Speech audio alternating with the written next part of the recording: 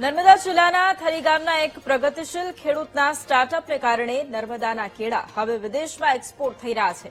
Oman, Saudi Arabia અને Iraq જેવા ખાડી દેશોમાં કેળાના એક્સપોર્ટને કારણે ખેડૂતોને સ્થાનિક બજાર કરતા બમણો નફો મળી રહ્યો છે.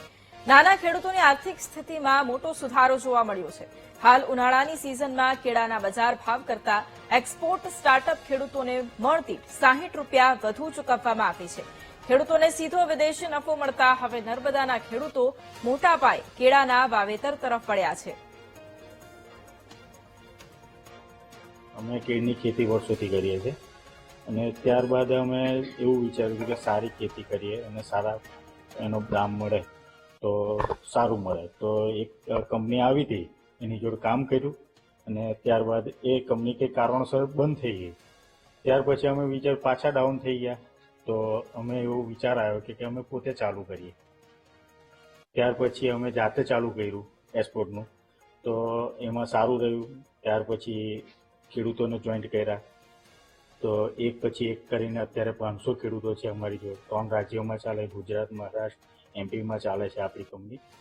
અમે ખેડૂતો ભરૂચ જિલ્લો, નર્મદા જિલ્લો અને છોટાઉદેપુર જિલ્લાના જે બી ખેડૂતો છે એ ખેડૂતોનો જે આ સારા કેળા કરતા ઉત્પાદન કરતા જે બી ખેડૂતો છે એ બધા ખેડૂતોનો અમે માલ લઈએ છીએ અને એ બધો માલ આપણે એમના ખેતર પર જઈ અને અમે આ જે પ્રોસેસ છે આ પ્રોસેસ દ્વારા અમે પેકિંગ કરીએ છીએ. અત્યારે આ જે પેકિંગ ચાલે છે તે 13 કિલોનું પેકિંગ ચાલી રહ્યું છે અને એ સીરિયા કન્ટ્રી માટે ચાલી રહ્યું છે.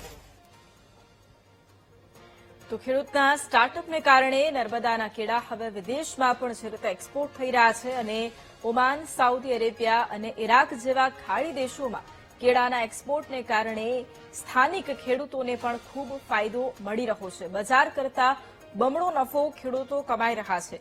નાના ખેડૂતોની આર્થિક સ્થિતિમાં પણ એક મોટો સુધારો જોવા મળ્યો છે અને હાલ ઉનાળાની સિઝન છે, તેવામાં કેળાના બજાર ભાવ કરતા એક્સપોર્ટ સ્ટાર્ટઅપ ખેડૂતોને મણદીઠ ₹60 વધુ ચૂકવવામાં આવી રહ્યા છે, જેથી ખેડૂતોને સીધો જ વિદેશી નફો મળી રહ્યો છે અને નર્મદાના ખેડૂતો હવે મોટા પાયે કેળાના વાવેતર તરફ પણ આગળ વધ્યા છે.